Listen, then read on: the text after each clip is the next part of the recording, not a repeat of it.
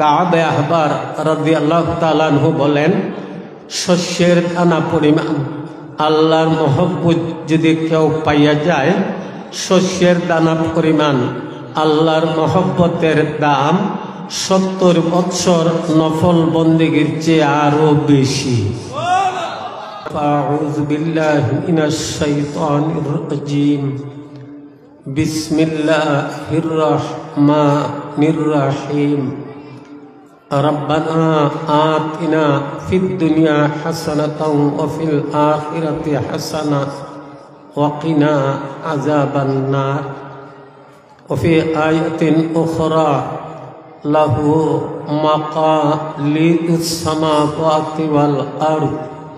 ওয়া ফি আয়াতিন উখরা قد أفلح من تزكى. اللهم صل على سيدنا مولانا محمد وعلى آله وأصحابه وبارك وسلم. اللهم صل على محمد كلما ذكره الذاكرون وكلما غفل عن ذكره الغافلون. اللهم صل على محمد في أول كلامنا. اللهم صل على محمد في أوسط كلامنا. اللهم صل على محمد في آخر كلامنا. সম্মানিত উপস্থিতি, মাইকের আওয়াজ চতুর্দিকে যত দূরে পৌঁছতেছে, পর্দানিশীন আমার প্রাণের মা ও বোন সকল, করিমপুর গ্রাম সোনারঘাট উপজেলাধীন একটি আদর্শ গ্রাম, জ্ঞানী গুণী বুঝদার নেককারদের গ্রাম। ওনাদেরই উদ্যোগে আজকে 3 দিন যাবৎ এই বিরাট আয়োজন।